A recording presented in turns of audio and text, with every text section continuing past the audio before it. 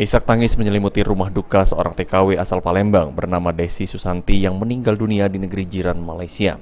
Korban yang telah hampir 5 tahun bekerja sebagai TKW di salah satu pabrik di Malaysia ini dikabarkan meninggal dunia 1 minggu lalu.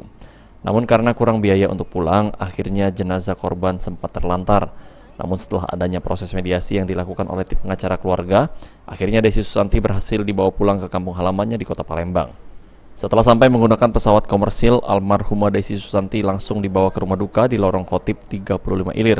Setelah dibersihkan dan dilihatkan dengan pihak keluarga, jenazah korban langsung dibawa ke musola untuk disolatkan. Sesudah itu almarhumah langsung dibawa ke pemakaman di kawasan Bukit Lama.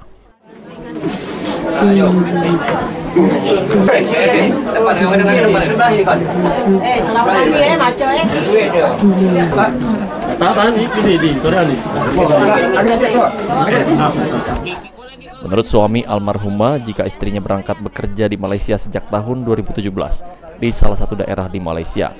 Almarhumah sendiri sudah sempat ingin pulang ke Palembang, namun karena kurang biaya, akhirnya tidak dapat pulang dan keluarga mendapatkan kabar jika korban telah meninggal dunia. Kami itu dengan video call dengan anaknya tidak ada istilah itu ngaku ke bawah dan sakit, tapi tidak, ya biasa pak, pecah ditahannya sakit juga, ada nyusin, ada nyusa itu kan. Menurut jawaban dia pertama, ibu ini sakit di kamar mandi sejam tidak sadar kan, karena posisi dalam mes, di mes itu tidak aktif temannya bergari, kalau malam baru kumpul. Dia meninggal kapan pak? Malam minggu itu, tanggal 20.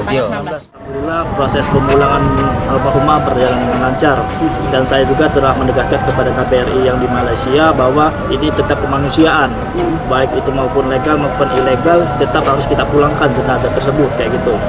Alhamdulillah setelah dinegosiasi dan oleh pihak KBRI langsung diproses, pada saat itu langsung dikirimkan berkas-berkas dan langsung dipesankan tiket pesawat.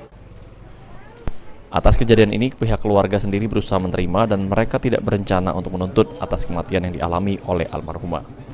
Firman Hidayat, PAL TV.